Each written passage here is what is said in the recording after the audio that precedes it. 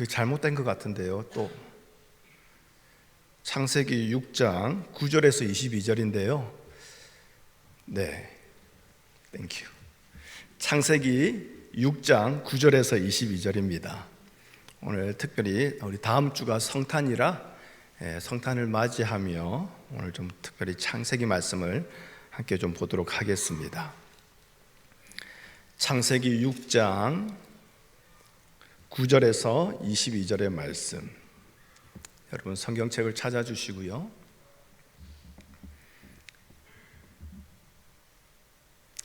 창세기 6장 9절에서 22절입니다. 우리 다 함께 읽도록 하겠습니다. 시작. 이것이 노아의 족본이라. 노아는 의인이요 당대의 완전한 자라. 그는 하나님과 동행하였으며 세 아들을 낳았으니 셈과 함과 야벳이라. 그때에 온 땅이 하나님 앞에 부패하여 포악함이 땅에 가득한지라. 하나님이 보신즉 땅이 부패하였으니 이는 땅에서 모든 혈육 있는 자의 행위가 부패함이었더라. 하나님이 노아에게 이르시되 모든 혈육 있는 자의 포악함이 땅에 가득함으로 그 끝날이 내 앞에 이르렀으니 내가 그들을 땅과 함께 멸하리라. 너는 고페르 나무로 너를 위하여 방주를 만들되 그 안에 칸들을 막고 역청을 그 안팎에 칠하라. 내가 만들 방주는 이러하니 그 길이는 300규빗, 너비는 50규빗, 높이는 30규빗이라. 거기에 창을 내되 위에서부터 한 규빗에 내고 그 문은 옆으로 내고 상중하 3층으로 할지니라. 내가 홍수를 땅에 일으켜 무릇 생명의 기운이 있는 모든 육체를 천하에서 멸절하리니 땅에 있는 것들이 다 죽으리라. 그러나 너와는 내가 내 언약을 세우리니 너는 내 아들들과 내 아내와 내 며느리들과 함께 그 방주로 들어가고 혈육 있는 모든 생물을 너의 각기 암수 한 쌍씩 방주로 이끌어들여 너와 함께 생명을 보존하게 하되 새가 그 종류대로 가축이 그 종류대로 땅에 기는 모든 것이 그 종류대로 각기 둘씩 내게로 나아오리니 그 생명을 보존하게 하라. 너는 먹을 모든 양식을 내게로 가져다가 저축하라. 이것이 너와 그들의 먹을 것이 되리라. 노아가 그와 같이 하여 하나님이 자기에게 명하신 대로 다 준행하였더라. 아멘. 주님 감사합니다.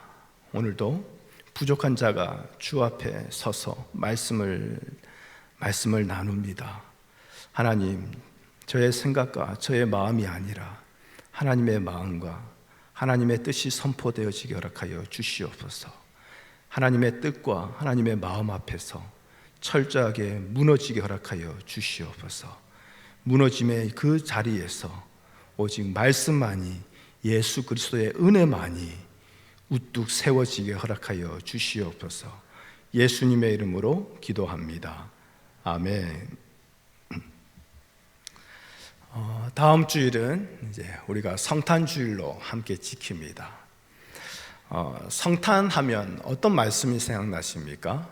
아무래도 하늘에는 영광이요 땅에서는 기뻐하심을 입은 사람들 중에 평화로다. 난리가 났습니다. 하늘은 영광이고 땅에는 평화고 나쁠 게 하나도 없습니다.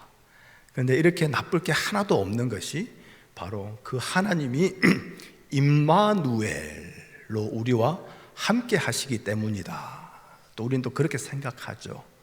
그래서 임마누엘, 그 뜻이 무엇입니까? 하나님이 우리와 함께 하신다. 여기까지 들으면 너무 좋습니다. 하나님이 우리와 함께 하신다.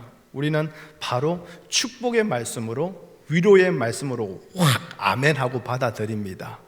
그 이유는 임마누엘, 그 하나님께서 우리와 함께 하신다면 일단 하나님은 내 편이에요. 그렇죠? 하나님이 내 편 되시면 이제 어떤 일만 일어나겠습니까? 세상의 모든 위험으로부터 나를 지켜주지 않겠습니까? 그리고 내가 힘들 때마다 하나님이 나를 도와주지 않겠습니까? 그러니 그 임마누엘의 하나님이 축복이고 위로가 되는 것은 당연한 것이지요. 그런 기쁨이 우리에게 임하게 되니 그 기쁨이 얼마나 좋았든지 이 성탄만 되면 교회마다 그냥 성탄 축하 행사한다고 난립니다. 그렇죠? 이거 준비하고 저거 준비하고 그래가지고 24일 날 이브에도 모이고 25일 날 당일에도 모이고 또 당일날 모인 것도 조금 뭔가 좀 이렇게 뭔가 뭐 뒤풀이가 다 안 끝났는지 또 마음 맞는 사람은 또 그 다음 날도 모여가지고 또 어디 뭐 먹으러 가고 하여튼 바쁩니다. 그만큼 그 기쁨과 감사함을 좀 함께 나누자. 굳이 포장해서 얘기한다면 이렇게 얘기할 수 있겠죠. 자, 우리가 이 임마누엘의 말을 좋아하는 거, 제가 금방 말씀드렸다시피 우리가 원하는 대로 지켜주시고 우리가 원하는 대로 모든 문제를 해결해 주실 그 하나님이 세상 끝날까지 내 편이라는 어쩌면 정말 믿을 만한 약속이거든요. 그런데 제가 몇 년 전에도 이 말씀을 드렸습니다마는 임마누엘이라는 이 말은 마태복음에 처음 등장한 게 아니라 이사야의 말씀에 처음 등장하지요.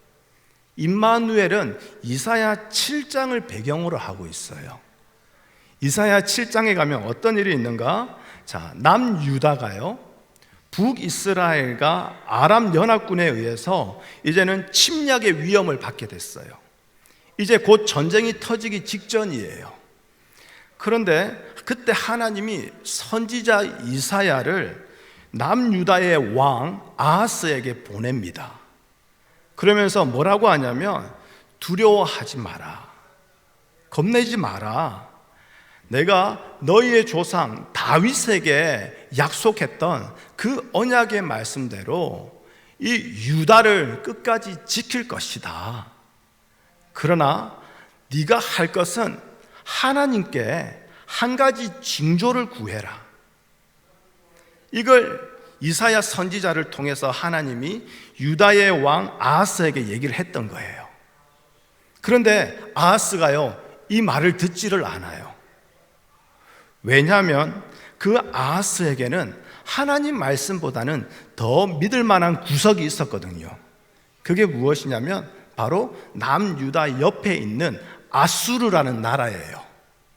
이 아수르라는 나라가 당시 보면 어떻게 보면 그냥 오늘날 미국처럼 그냥 세계 경찰 같은 아주 강대국이었던 거예요. 이 아수르만 딱 붙잡고 아수르에게 조공만 갖다 바치면서 조금만 비유만 맞춰주면 밑에 애굽이 올라오는 것도 무섭지가 않은 거예요. 위에서 암몬과 그 연합군들이 쳐들어 내려와도 아수르가 있으면 문제 없다 이건 거예요. 그래서 아하스가 어떻게 합니까? 그 하나님 말씀을 거절합니다. 징조를 구하지를 않아요. 하나님 참으로 고맙습니다. 하나님께서 저에게 마음 써주시고 신경 써주는 거 참으로 고마운데요, 이번에는 그렇게까지 하실 필요 없어요. 하나님 좀 그냥 들어가 계시고요, 이번엔 제가 아수르랑 이 일을 잘 해결해 볼게요. 이딴 짓을 했던 거죠. 자, 그런 아하스에게 선포된 말씀이 이사야 7장 13절 14절이에요. 우리 함께 읽어볼까요? 시작.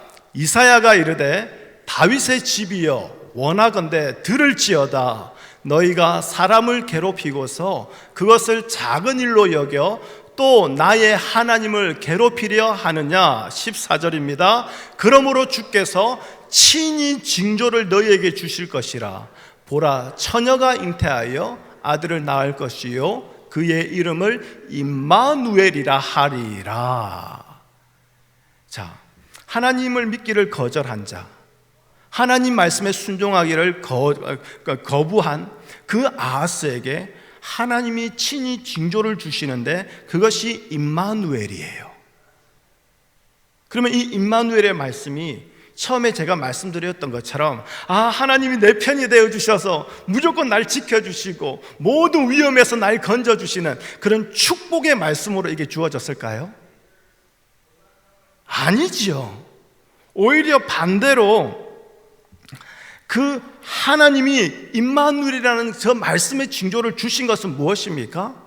심판하겠다라는 심판의 말씀이죠. 자, 그런데도 우리는 어떻습니까?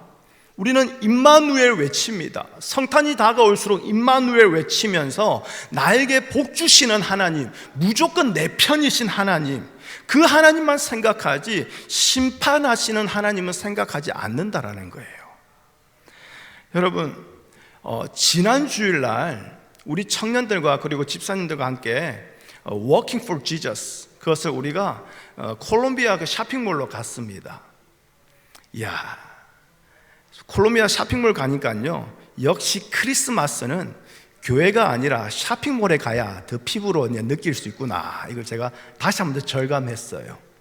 우리 교회 와봤자 크리스마스 별 분위기 안 납니다. 물론 우리 배수연 집사님께서 지난 주중에 이렇게 예쁘게 강단에 정말 놀라운 솜씨로서 이렇게 다 예쁘게 해놨지만요, 여러분 쇼핑몰 가보십시오. 그냥 아무렇게나 덜렁 세워놓은 것 같은 나무 그 크리스마스 추리인데요, 그 사이즈와 그 화려하면요, 와, 깜짝 놀라겠더라고요. 근데 그 크리스마스 추리가요, 한 군데만 있는 게 아니라요, 쇼핑몰 구석구석에 막 그냥 여기저기 다 있더라고요. 그리고 그게 끝이 아니에요. 크리스마스 라이트가요, 그 높은 천장에서부터 별이 떨어듯이 이렇게 쫙 내려오는데, 와, 그것만 보고 있어도 그냥 입이 그냥 쫙 벌어지더만요. 근데 우리는 눈뿐만 아니라 귀로도 느낄 수 있잖아요. 그 쇼핑몰 전체에 흐르는 감미롭고 아름다운 그 크리스마스 캐롤, 야, 그 노래가 싹싹 들어오는데 사람의 마음을 이렇게 콩닥콩닥 뛰게 하면서요. 그런데 또 결국 마지막 끝판왕 뭔지 아십니까? Almost every store, 거기 윈도우마다 붙어있는 크리스마스 세일 30%, 50%, 보고 프리, 막 그런 것들. 이야, 그런 것들에 막 사람들의 마음이 막 다 열려져 버렸더라고요. 그래가지고 거기서요, 정말 그 크리스마스라는 이 할리데이 시즌을 어떻게든 즐기고자 하는 그 모습이 가득한 거예요. 야, 예수님 전하러 갔다가 저도 시험에 들 뻔했네요. 그것에서 헤어나오지 못할 뻔했습니다. 자, 그런데요, 이런 크리스마스라는 이 시즌을 즐기겠다라는 것이 쇼핑몰에만 있는 게 아니라 오늘 우리 교회 안에도 여전히 있지 않습니까? 제가요, 이렇게 젊었을 때부터 계속 교회의 사역자로 이렇게 교회를 섬기다 보니까요, 성탄절 되기 한 석 달 전부터 머릿속에는요, 이게 여러 가지 막 복잡한 것들이 막 들어가 있어요. 제가 어린이 주일학교를 할 때는 우리 이번에 성탄절에는 우리 애들 뭐 할까? 햄벨 할까? 아니면 이제 블랙 나이트 그거 할까? 이렇게 난타를 할까? 여러 가지 뭔가 해가지고 하여튼 강대상에 올려야 되거든요. 그 행사 준비하는 게 보통 일이 아니에요. 유스 패스트로 유스 담당할 때요, 좀 잘 되지도 않는 영어로 그 애들하고 영어로 얘기하면서 그 애들 이끌어가가지고 뭔가 작품을 하나 만들어내야 되거든요. 오케스트라를 하든지 뭘 하든지. 담임 목사가 되면 다를 줄 알았는데요, 그게 아니에요. 성탄절 예배 좀 어떻게 특별하게 좀 다르게 드려볼까? 어떻게든 이 성탄이라는 특별한 시즌을 좀 어떻게 좀 다른 식으로 좀 이렇게 만들어 볼까, 즐겨 볼까? 그게 교회 안에서도 여전히 가득한 거 아닙니까? 근데 여러분, 성탄은요, 하나님께서 멸망의 존재로 세상에 머물며 살아가는 우리에게 찾아오신 사건이거든요. 그런데 우리는 그렇게 우리에게 찾아오시는 하나님을 내가 원하는 대로 해석해 버렸어요. 내가 원하는 대로 이해해 버리면서 그저 임마누엘, 내 편이 되어 주시고 내가 원하는 걸 다 들어주시는 그 하나님이 찾아오시니 에헤라디야, 놀자 이런 분위기로 넘어가고 있는 거죠. 그냥 무조건 복 주시는 분, 그러니 우리 마음은 그냥 따뜻하고 포근한 게 전부 다입니다. 여러분, 구약 성경의 가장 마지막 책이 무엇이죠? 말라기죠. 말라기 말라기 중에서도 제일 마지막 두 절이 뭐냐면 말라기 4장 5절 6절이에요. 구약 성경의 제일 마지막 부분이에요. 거기서 이런 말씀을 하고 있어요. 함께 보여주세요. 말라기서 4장 5절 6절 함께 읽어보겠습니다. 시작. 보라, 여호와의 크고 두려운 날이 이르기 전에 내가 선지자 엘리야를 너희에게 보내리니 그가 아버지의 마음을 자녀에게로 돌이키게 하고 자녀들의 마음을 그들의 아버지에게로 돌이키게 하리라. 돌이키지 아니하면 두렵건대 내가 와서 저주로 그 땅을 칠까 하노라 하시니라. 여러분, 이게 구약의 제일 마지막 말씀이에요. 말라기서 4장 5절 6절 제일 마지막 말씀으로 구약이 끝나버립니다.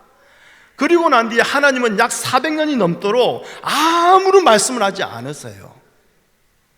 그리고 400년이 넘는 이 하나님의 침묵을 깨뜨린 그 첫 번째 말씀이 뭡니까? 바로 마태복음 1장 1절, 신약의 제일 첫 구절, 아브라함과 다윗의 자손 예수 그리스도의 계보라. 무슨 말이냐? 400년의 침묵을 깨뜨린 하나님께서 이제는 예수 그리스도의 세계라, 예수 그리스도의 계보라. 무슨 말이냐? 예수 그리스도가 생명의 시작이 되고 예수 그리스도가 전부가 되는 하나님의 나라를, 예수 그리스도의 그 나라를 하나님이 이제 새롭게 시작하시겠다라는 거예요. 그런데 그 말씀을 선포하신 그 마태복음 1장에 나오는 하나님의 이름, 예수님의 이름이 뭐냐? 바로 임마누엘이라는 거예요. 여러분, 이 임마누엘, 이 예수의 이름이 우리에게 주어진 그 하나님의 뜻을 이제는 조금 아시겠습니까? 지금까지 너희 정욕대로, 너희 마음대로, 너희가 기뻐하는 대로 그냥 그렇게 섬겨왔던 아수르라는 그 거짓된 그 가짜 하나님을 하나님께서는 무너뜨리시고 이제는 참되신 하나님으로 세상 끝날까지 너희와 함께 하겠노라는 하나님의 의지요, 하나님의 뜻의 선포인 거예요. 근데 이게 바로 오늘 우리가 읽었던 노아 방주의 사건 아닙니까? 노아 홍수의 심판 아닙니까? 자, 우리 창세기 6장 11절 말씀, 오늘 우리가 읽은 말씀인데요, 이렇게 되어 있습니다. 그때에 온 땅이 하나님 앞에 부패하여 포악함이 가득하였다. 그런데 성경을 통해서 알 수 있는 그때에, 그러니까 하나님이 볼 때에 그 땅이 부패한 거, 그 모습을 우리가 한 가지만 알 수 있는 게 있는데 그게 뭐냐? 창세기 6장 2절에 보면요, 하나님의 아들들이 사람의 딸들의 아름다움을 보고 자기들이 좋아하는 모든 여자를 아내로 삼았다라는 거, 이거 하나 나와 있어요. 여러분, 남자가 여자의 아름다움을 보고 끌리는 거, 그거 당연한 거 아닙니까? 그런데 이것이 만약에 하나님 앞에서 부패한 것이라면 오늘 이곳에서 가장 거룩하고 가장 의로운 자는 우리 연석 형제예요. 지금 장가갈 때가 됐음에도 불구하고 여자의 아름다움에 끌리지 아니하고 결혼하지 아니하는 저 고귀함과 순결함, 그럼 이 시대에 노아처럼 의롭고 완전한 자는 우리 연석 형제인가? 벌써 말도 안 되는 소리라고 여기저기서 웃고 있어요. 여러분, 이 말씀은 마음에 드는 여자 만나가지고 결혼했더라, 그게 죄다, 결혼하지 마, 그 말씀 아니잖아요. 여러분, 이것은 결혼하지 말라 그 말이 아니라 내가 좋아하는 것이 내 삶의 기준이 되어버리는 것, 그걸 말하고 있는 거예요. 하나님의 뜻보다 내 마음에 드는 것과 함께 하는 것, 나를 기쁘게 하고 나에게 만족이 되는 것을 붙들고 살아가는 것, 바로 그것이 죄라고 말씀하시는 거예요. 이러한 사람이 그 마음으로 생각하는 모든 계획이 항상 악하였던 것이지요.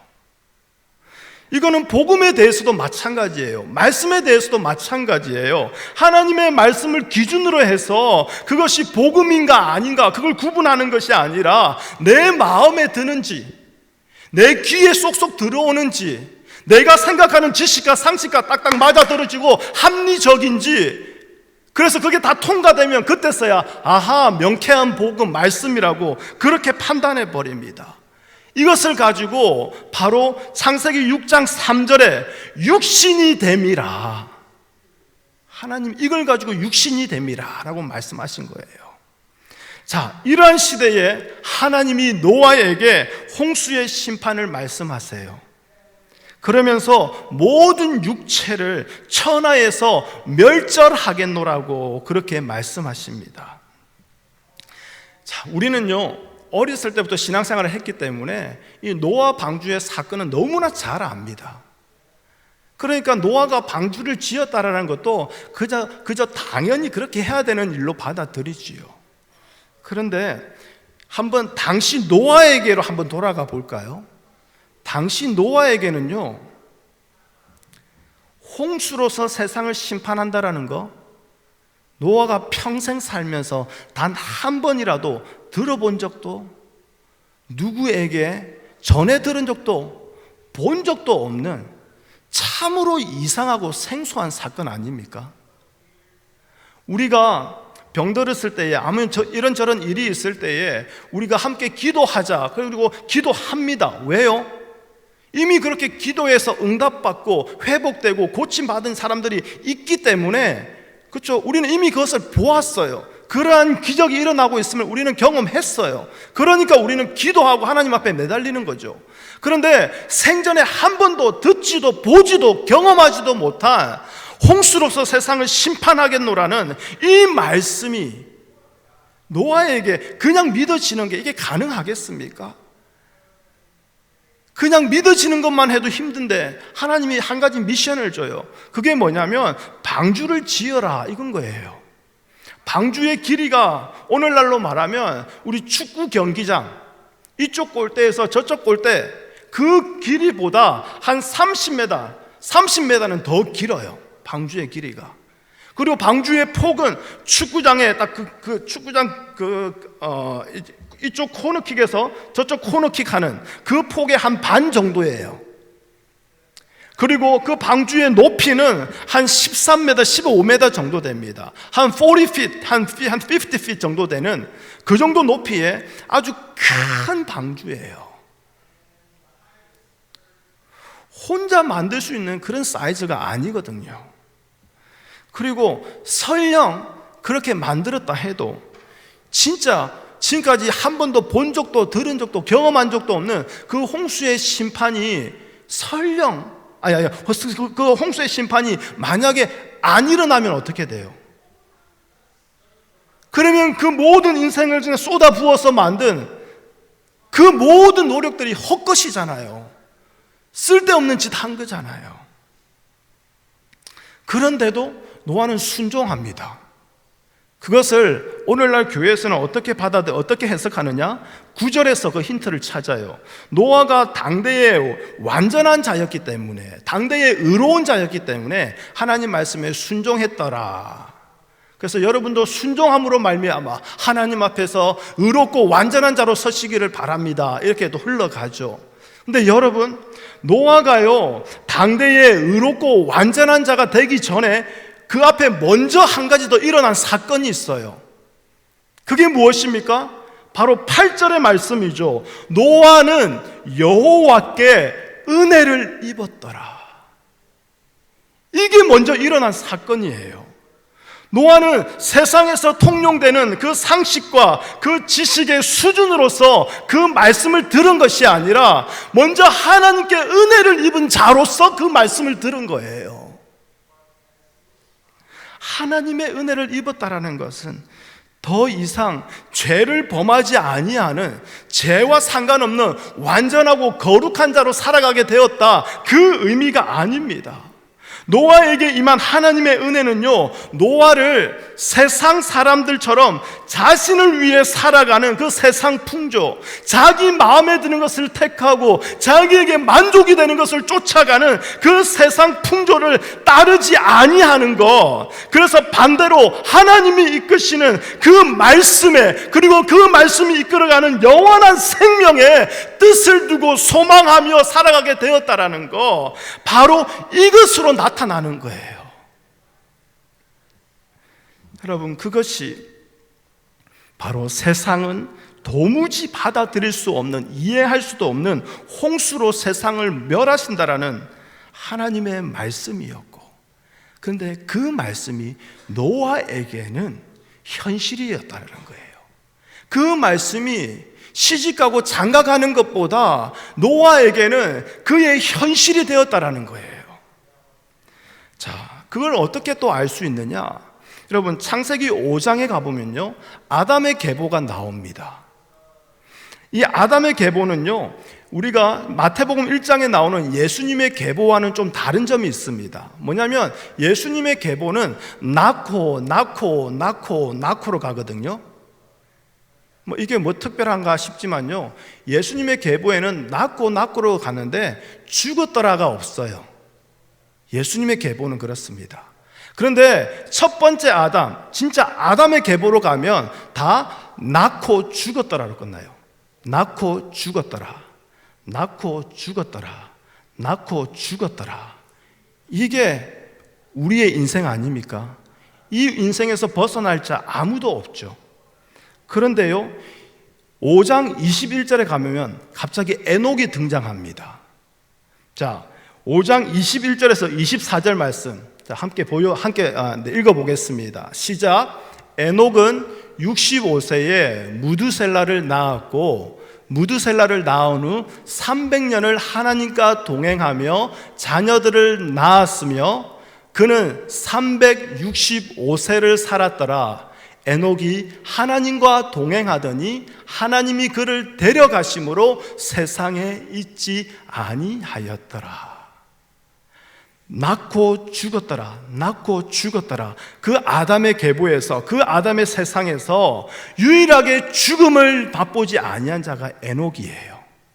그렇죠? 특별한 종자가 갑자기 나타났습니다. 에녹만이 죽음을 경험하지 아니하고 올라갑니다. 그러면 무슨 말입니까? 에녹이 간 길이 아니고서는 그 누구도 죽음에서 생명으로 나아갈 수 없다라는 것을 의미하죠. 그러면 우리가 성경을 통해서 에녹이 간 길이 뭔가 알 수 있는 한 가지가 있어요. 그게 뭐냐? 무두셀라를 낳은 후 300년을 하나님과 동행했더라. 바로 이 말씀이에요. 우리는 흔히 하나님과 동행한다 하면 매일매일 기도하면서 말씀 묵상하는 거, 그 정도 수준으로 생각합니다. 네, 맞습니다. 그렇게 말할 수도 있어요. 그런데 당시 성경이라는 자체가 없는데, 에녹에게는 이런 성경책이 없었어요. 그럼 에녹이 어떻게 하나님의 말씀을 묵상했을까요? 자, 에녹이 하나님과 동행했다라는 것은 지금 우리가 말하는 하나님과 동행하고는 좀 수준의 좀 차이가 있습니다. 자, 에녹이요, 하나님과 동행했다. 근데 하나님의 동행이 시작되는 그 전환점이 앞에 나오죠. 그 전환점이 뭡니까? 무두셀라를 낳은 후, 그렇죠? 무두셀라를 낳은 후에 300년을 에녹이 하나님과 동행했다라고 나와요. 자, 에녹이 하나님과 동행한 것은 무두셀라를 낳은 것과 연관이 있다라는 거죠. 자, 유다서 1장 14절에서 15절의 말씀 한번 볼까요?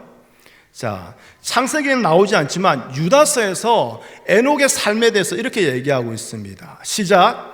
아담의 7대 손 에녹이 이 사람들에 대하여도 예언하여 이르되, 보라, 주께서 그 수만의 거룩한 자와 함께 임하셨나니 이는 무사람을 심판하사 모든 경건하지 않은 자가 경건하지 않게 행한 모든 경건하지 않은 일과 또 경건하지 않은 죄인들이 주를 거슬러 한 모든 완악한 말로 말미암아 그들을 정죄하려 하심이라 하였느니라. 에녹이 무엇을 했다고 합니까? 당대 사람들에게 하나님의 심판을 예언했다라는 거예요. 그리고 이 심판은 우리가 잘 아시다시피 노아의 홍수의 심판으로 이어지죠. 이것을 보면 에녹은 이미 노아의 심판을 알았다라는 것이고 그 노아의 심판을 당대 사람들에게 예언을 했다라는, 말씀을 했다라는 거예요. 그리고 이것은 어떻게 또 알 수 있는가? 에녹이 그 아들의 이름을 무두셀라라 지은 것에서 드러납니다. 여러분, 무두셀라라는 이 이름의 뜻은요, 창을 던지는 자라라는 그 뜻이 있어요. 근데 이것은 문자적으로 1차적으로 해석을 한 거고요. 창을 던진다라는 말은 그 당대의 어떤 의미인가? 바로 그 부족을 지키는 자라는 의미예요. 그 민족을 지키는 자라는 의미예요.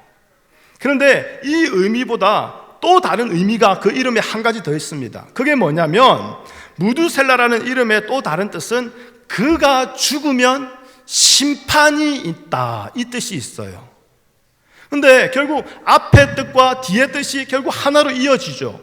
창을 던지는 자, 부족을 지키는 자가 죽게 되면 당연히 멸망이 있는 거, 그거 당연한 거 아니겠습니까?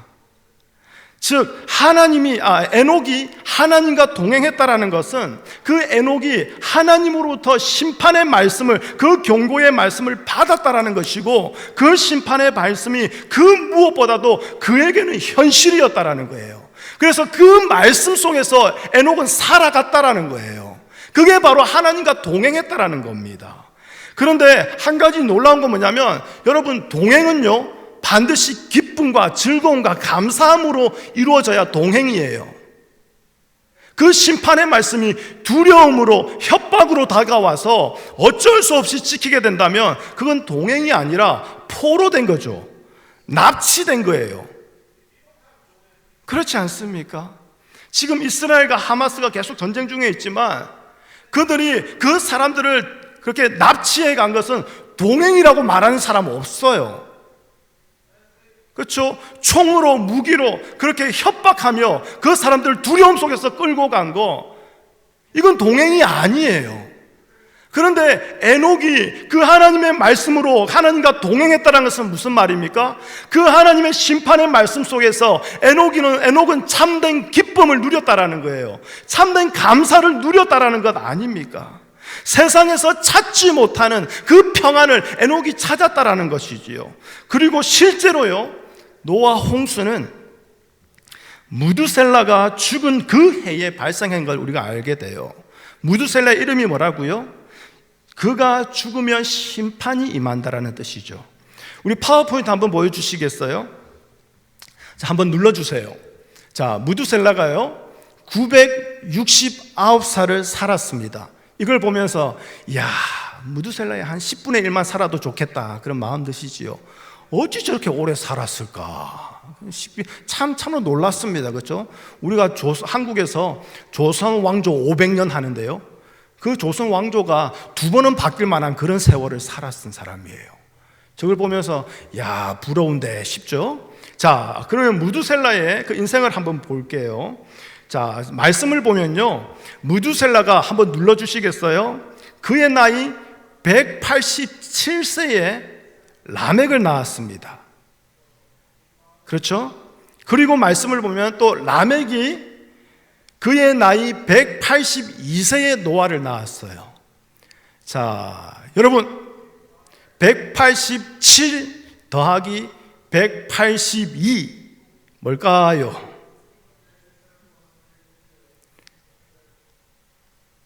힘들면 전화기 꺼내셔서 계산기 사용하셔도 됩니다. 제가 이해할게요. 네, 187 더하기 182 369. 자, 그러면 노아가 태어날 때 무두셀라 나이는 369살이었어요. 그렇죠? 그리고 난 뒤에 자, 창세기 7장 11절에 가보면 눌러주시겠어요? 노아의 나이가 600세에 홍수의 심판이 났다고 합니다. 한 번 더 눌러줘야 될 것 같아요.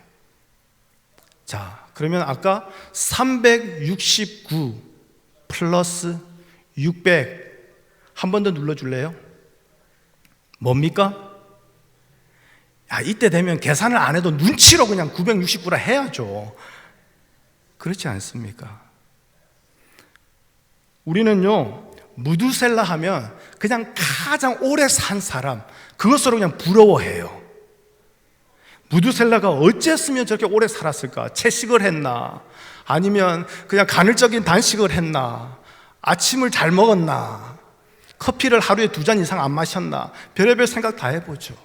여러분, 무두셀라가요, 이 땅에서 969세라고 가장 오래 살게 된 것은 하나님께서 이 땅에 그 무엇과도 비교할 수 없는 하나님의 인내와 자비하심으로써 죄인된 우리를 돌아오기를 기다리셨다는 거예요.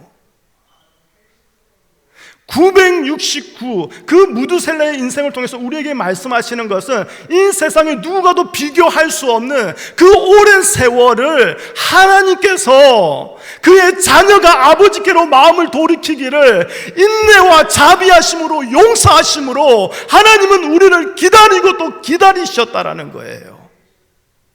그런데도 돌아오질 않아요. 그러니 하나님이 결국 홍수를 내리시는 거 아닙니까? 그러니 하나님이 결국 그 아들 예수 그리스도를 임마누엘이라는 이름으로 이 땅에 내리신 것 아닙니까? 그런데요, 더 중요한 건 있어요. 그게 뭐냐면 노아의 홍수가 심판이 목적이 아니라는 거예요. 그걸 어디서 알 수 있는가? 바로 창세기 6장 8절이죠. 아까 우리가 보았던 말씀, 그러나 노아는 여호와께 은혜를 입었더라. 만약에 심판이 땅의 모든 것을 멸절하는 것이 하나님의 목적이었다면 하나님은 따로 은혜를 입은 자를 세워놓을 필요가 없으시지요. 그런데 심판이 멸절하는 것이 목적이 아니라 하나님은 하나님의 나라를 새롭게 세우는 거, 새롭게 시작하는 거, 그것이 하나님의 목적이었거든요. 그러니 하나님의 은혜를 입은 자를 그 심판 속에서 이미 세워놓으셨다라는 거예요.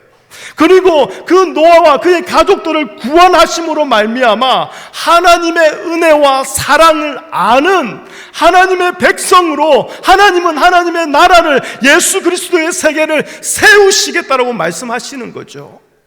그래서 홍수 이후에 이 세상은요, 하나님의 그 은혜를 아는 것과 모르는 것으로 구별되는 거예요.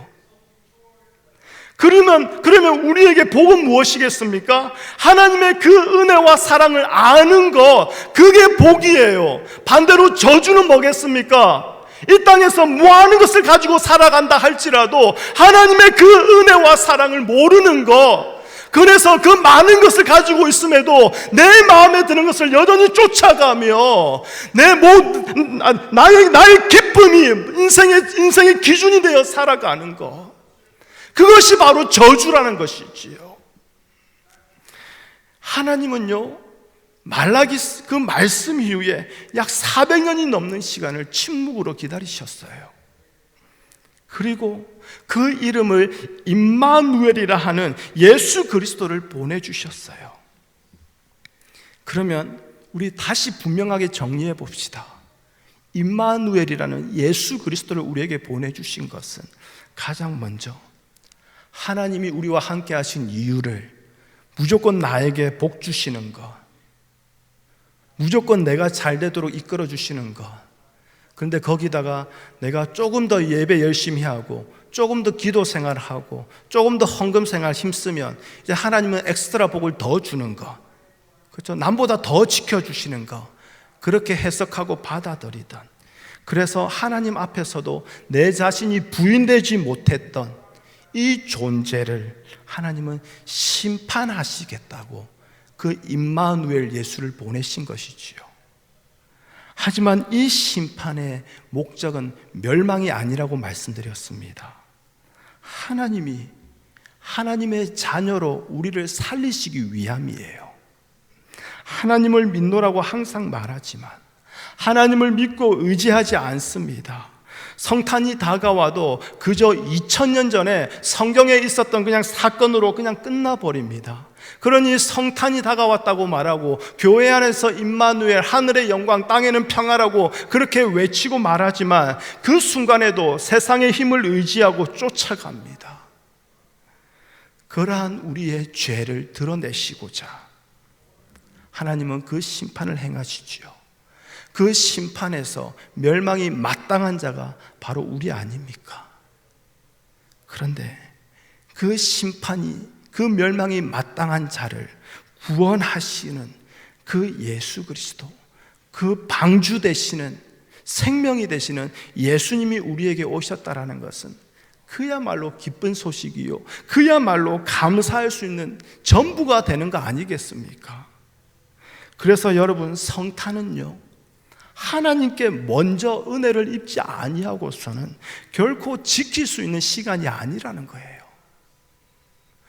특별히 성탄 감사 주일이기 때문에 특별 성탄 감사 헌금도 하실 거예요. 특별히 성탄이라서 예쁘게 드레스업도 하실 거예요. 특별히 교회에서는 맛있는 점심도 준비하실 거예요. 다음 주 메뉴가 저는 뭔지 모릅니다. 하지만 이렇게 압박을 해봅니다. 맛있는 거 준비해 놓을 거예요. 그러면서 식탁에 앉아서 서로 이렇게 교제할 거예요. 여러분, 그거는 세상에서도 지키는 성탄이에요.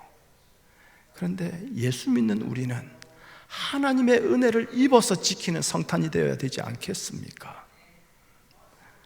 하나님의 은혜가 아니면, 하나님의 은혜가 없다면 결코 내 자신의 무너짐이 없기 때문에 자신을 굳게 세우는 데 도움이 되지 아니하는 그 임마누엘의 하나님은 우리가 거부해 버리는 거 아닙니까? 그런데 이것으로 인해서 예수라는 이름에 해당되는 자기 백성이 아니라는 것이 증명된다라는 거예요. 여러분, 성탄은요, 세상이 이해하지 못하는 그 하나님을 참된 하나님으로 고백하는 시간입니다. 그리고 세상이 이해할 수 없는 그 길을 가는 시간이 바로 이 성탄이에요. 세상이 이해할 수 없는 그 길은 좁은 길입니다. 내 자신이 아니라 예수 그리스도의 이름만이 굳게 세워지는 바로 그 길 아니겠습니까? 하나님은 우리를 이러한 자기 백성의 길로 인도하시기 위하여 그토록 오래 참으시고 인내하셨고, 그럼에도 불구하고 아버지께로 그 마음이 돌아가지 아니하니 결국 그 아들 독생자 예수 그리스도를 우리에게 보내셔서 우리를 그러한 자로 이끌어 가시겠다라는 하나님의 최선이, 하나님의 애씀이, 하나님의 수고로움이 이 성탄을 통해서 우리에게 다가왔다라는 것이지요. 그리고 그 하나님은 임마누엘 예수를 통해서 천하의 모든 것을 멸절해 버리셨듯이 세상을 향한, 나를 향한 내 안의 모든 정욕과 나의 욕망을 어떻게 해요? 잘라내버리고 무너뜨리고 멸절시키십니다. 그리고 그 자리에 오직 예수 그리스도의 은혜라는 그 보혈만을 꽃피우게 하시는 것이지요. 여러분, 임마누엘의 하나님이 나의 상식과 욕망으로 들려지는 것이 아니라 하나님의 은혜를 입은 자로서 들려지기를 바랍니다. 그렇다면 반드시 그 임마누엘이라는 말은 여러분의 마음을 불편하게 할 거예요. 여러분이 듣기 힘든 껄끄러운 말로 들려지게 될 것입니다. 왜냐하면 지금까지 나에게 두었던 모든 관심이, 나의 만족과 내가 꿈꾸었던 인생을 위해서 살아갔던 그 모든 인생, 그 모든 좋아하는 것들, 그 모든 것을 이제는 내려놔야 되거든요. 그 모든 것을 온전히 무너짐을 경험해야 되거든요.